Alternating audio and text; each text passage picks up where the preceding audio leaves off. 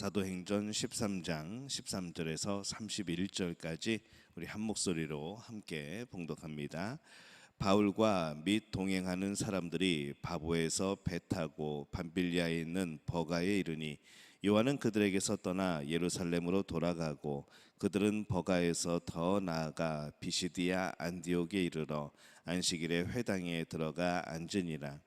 율법과 선지자의 글을 읽은 후에 회당장들이 사람을 보내어 물어 이르되 형제들아, 만일 백성을 권할 말이 있거든 말하라 하니 바울이 일어나 손짓하며 말하되 이스라엘 사람들과 및 하나님을 경외하는 사람들아 들으라. 이 이스라엘 백성의 하나님이 우리 조상들을 택하시고 애굽 땅에서 나그네 된 그 백성을 높여 큰 권능으로 인도하여 내사 광야에서 약 40년간 그들의 소행을 참으시고 가나안 땅 7족속을 멸하사 그 땅을 기업으로 주시기까지 약 450년간이라. 그 후에 선지자 사무엘 때까지 사사를 주셨더니 그 후에 그들이 왕을 구하거늘 하나님이 베냐민 지파 사람 기스의 아들 사울을 40년간 주셨다가 패하시고 다윗을 왕으로 세우시고 증언하여 이르시되 내가 이새의 아들 다윗을 만나니 내 마음에 맞는 사람이라 내 뜻을 다 이루리라 하시더니 하나님이 약속하신 대로 이 사람의 후손에서 이스라엘을 위하여 구주를 세우셨으니 곧 예수라.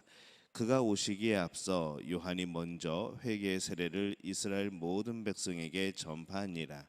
요한이 그 달려갈 길을 마칠 때에 말하되 너희가 나를 누구로 생각하느냐?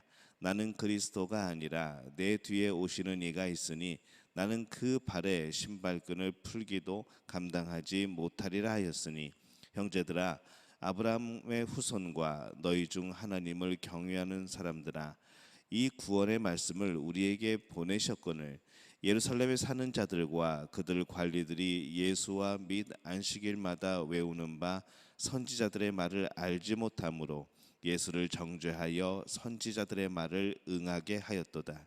죽일 죄를 하나도 찾지 못하였으나 빌라도에게 죽여달라 하였으니 성경의 글을 가리켜 기록한 말씀을 다 응하게 한 것이라.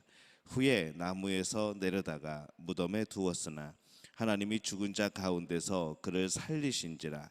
갈릴리로부터 예루살렘에 함께 올라간 사람들에게 여러 날 보이셨으니 그들이 이제 백성 앞에서 그의 증인이라. 아멘. 할렐루야. 하나님의 은혜가 오늘 새벽에 하루의 첫 시간을 주 앞에 드리는 우리 믿음의 가족들에게 함께 하시기를 예수님의 이름으로 축원합니다. 오늘 저녁 7시 30분 금요 기도회는 우리 바나바 훈련원 52기생들과 함께 오늘도 함께 기도회를 진행을 합니다. 많이 참여해 주시기를 바랍니다. 오늘 말씀은 이 바울이 비시디아 안디옥에서 설교한 그런 내용을 담고 있습니다.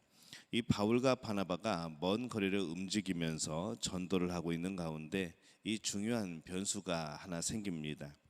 13절에 보면은 바울과 및 동행하는 사람들이 바보에서 배 타고 밤빌리아에 있는 버가에 이르니 요한은 그들에게서 떠나 예루살렘으로 돌아가고 이렇게 되어 있습니다. 이 마가복음의 저자이기도 한 이 마가라 하는 요한이라는 사람이 이 전도팀에서 이탈을 합니다. 그래서 예루살렘으로 돌아가는 일이 벌어지죠. 어떤 내용인지 그렇게 자세한 이유가 기록이 되어 있지 않아서 우리가 알 수는 없지만은 그렇지 않아도 이 구브로에서 전도의 영향력이 또 전도의 그런 효과가 크지 못하여서 굉장히 힘이 빠진 그런 상황에서 이 요한까지 빠지면서 그들은 더욱더 힘들어하는 상황이 되어집니다. 이때 요한이 팀에서 이탈한 것을 두고 바울은 많이 속상했던 것 같습니다. 버림받은 것 같은 마음을 느껴서 다음번에 또 그것 때문에 이 바나바와 또 다투는 그런 계기가 되어지기도 하죠. 그러나 이후에는 요한을 다시 자신의 동역자로 받아들이는 것을 우리가 볼 수가 있습니다. 그래서 이 마가라 불리는 요한은 이후에 이 마가복음의 저자가 되는 훌륭한 일을 하게 되죠. 아마 이유가 어떤 것도 이 100%에 해당되는 그러한 이유는 없었을 겁니다. 여러 가지 일들이 복합적이었겠죠. 하지만 이 사람의 모습은 항상 여러 가지로 복잡하게 얽혀 있는 경우가 많이 있습니다. 그래서 그런 다양하고 때로는 연약한 모습에 대해서 우리가 좀 헤아릴 필요도 있기는 합니다. 이 바울과 바나바는 이 비시디아 안디옥에 이르러 회당으로 들어갑니다. 14절에 그들은 버가에서 더 나아가 비시디아 안디옥에 이르러 안식일에 회당에 들어가 앉으니라, 이렇게 말씀을 합니다. 이 이후에 모든 전도의 순서는 먼저 그 도시를 가면은 먼저 회당에 들어가서 이 복음을 전하는 것부터 시작을 하게 됩니다. 이 로마 제국 내에 도시에 흩어져 있던 이 회당들은 굉장히 그 역사가 깊습니다. 유대인들이 모여서 예배하고 교육하는 장소인 것이죠. 이 회당 안에는 유대인들도 있지만은 소위 경건한 사람들도 있습니다. 구약 시대에 그런 의식이 있는, 그런 의식이 없는 마음만 경건한 것은 옳은 것이 아니었습니다. 이 구약 시대 사람들은 그 의식을 정말로 중요하게 여겼죠. 그래서 그들은 온전한, 사실은 회당에, 그 당시 회당에서 모인 그들은 온전한 그런 개종자가 아니라 사실은 옛날 구약 사람들이 볼 때는 반절만 개종한 이제 그런 사람들이었던 겁니다. 그런데도 불구하고 이 유대인들이 있는, 이 유대교가 있는 이 회당은 그들을 받아들입니다. 유대교 안에서도 조금 더 다양성을 추구하고 있는 것이죠. 근데 오늘날에는 우리는 너무 쉽게 선을 그어버리는 것이 아닌가라는 생각을 해보기도 합니다. 그렇게 자신들 멋대로 선을 그어버리고 그 선을 서로 넘지 못하게 하는 모습들이 참 많은 것이죠. 하지만 우리가 주의해야 될 것은 어떤 학문적으로나 어떤 신학적인 것, 또 이 전체적인 관점이 아니라 이 개인적인 면에 있어서는 우리가 참 다양한 사람들이 있고, 그렇기 때문에 우리가 그 다양성을 인정할 필요는 있는 것이죠. 우리가 정말 중요하게 여기는 것은 그 영혼을 중요하게 여기는 겁니다. 그 중요한 영혼의 다양성을 우리는 가지고 있는 것이죠. 하지만은 학문적으로나 어떤 신학적으로나 전체적인 진리를 벗어나는 일들에 대해서는 우리는 단호하게 대처를 해야 됩니다. 오늘날에도 우리가 이 자신의 환경만 생각하고 다른 사람들에게 있는 많은 가능성들에 대하여서 우리가 마음문을 닫을 때가 참 많습니다. 어떤 대중 심리에 그렇게 쉽게 동조하여서 다른 사람을 정죄하지 않도록 늘 조심해야 되는 것이죠. 삶의 현장에 한 사람이 얼마나 귀한지 모릅니다. 다양성을 인정하고 존중해야 되는 것, 하지만은 그것은 원칙이 없는 다양성이 되어서는 안 됩니다. 원칙이 바로 세워질 때, 말씀에 의해서 기준이 세워지게 될 때에 그 다양성이 더욱더 존중되어질 수가 있게 됩니다. 15절 말씀에 보면은 이렇게 말씀합니다. 율법과 선지자의 글을 읽은 후에 회당장들이 사람을 보내어 물어 이르되 형제들아, 만일 백성을 권할 말이 있거든 말하라 하니, 이렇게 말씀을 합니다. 이 회당에는 회당장이 있는데 예배 시에 그의 역할은 말씀이 바르게 가르쳐지고 전해지는 것, 이것을 관리 감독하는 사람입니다. 그래서 때로는 이 성경에 대해서 좋은 그런 지식을 가진 사람들을 초빙하기도 하고, 또 참여한 사람들을 권고하여서 그 말씀을 스스로 해석하고 또 그 말씀에 대해서 설교하도록 독려하기도 했던 것이죠. 그렇게 회당장 자신이나 또 외부 사람들 또한 그곳에 참여한 일반 사람들조차도 이 말씀을 해석하고 서로 설교를 했습니다.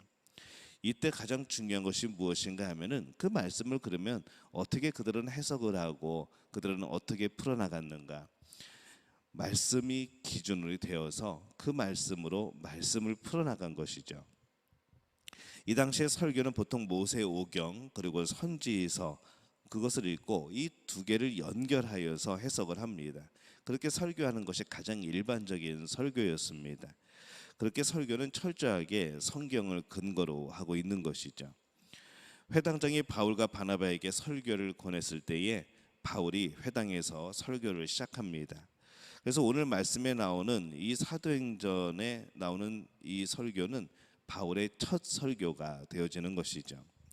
이 설교의 내용을 보면은 오늘날의 설교와는 많이 다릅니다.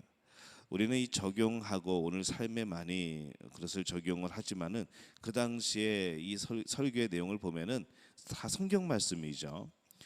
재밌는 이야기가 아니라 생각이 이끄는 설교가 아니라 본문이 본문을 해석하는 그러한 설교입니다. 오늘 말씀에 나와 있는 이 바울의 설교를 간단히 살펴보면은 그는 이 성경의 모든 사건의 주관자가 하나님이시라는 것을 지금 말하고 있는 것이죠. 하나님께서 그 모든 사건들을 이끌어 가셨고 그 모세오경에 이 선지서에 나오는 모든 상황들을 하나님이 이끌어 가셨고 바로 하나님이 주인이 되시고 있다는 그런 말씀을 하고 있습니다. 다윗의 이야기를 통해서 그의 후손에서 이스라엘을 위하여 구주를 세우셨다는 사실을 말하고 또 요한의 이야기를 통해서 선지자와 이제 세례 요한의 이야기를 통해서 선지서와 연결하면서 구주의 오심을 또 이야기를 합니다. 그들이 예언한 것이죠. 또 성경에 대해 잘 알고 있는 말하는 이런 바울이나 또한 그것에 대해서 이 사람들이 잘 알고 있기 때문에 그들의 말을 듣는 이 회당의 사람들이나 그들에게 중요한 것은 바로 이 성경이 기준이 되었던 겁니다. 그래서 성경의 기준에 의해서 이 다른 말씀을 해석을 하게 되면은 아 그렇구나라고 서로 동의를 하게 되었던 것이죠. 그들은 성경에 익숙했고 성경에 관심을 가졌습니다. 오직 성경이 기준이기 때문에 그런 것이죠. 무엇이 옳고 그른지 구분하는 것은 성경입니다. 사람을 구원하는 것도 성경 말씀입니다. 그래서 이 유대인들은 예루살렘의 성전이 무너지고 이 바벨론 제국에 곳곳에 흩어졌을 때 그곳에 회당을 짓고 그곳에서 매일 말씀을 나누고 기억하고 서로 배웠던 것이죠. 우리도 이 말씀을 제대로 알아야 합니다. 말씀에 관심을 가지고 이 말씀을 통해서 하나님의 통치하시는 그런 손길이 임하도록 하여야 되는 것이죠. 말씀을 알면은 이 순간순간 하나님의 음성 또 하나님의 영광으로 가득한 우리 자신과 우리의 삶을 보게 되어집니다.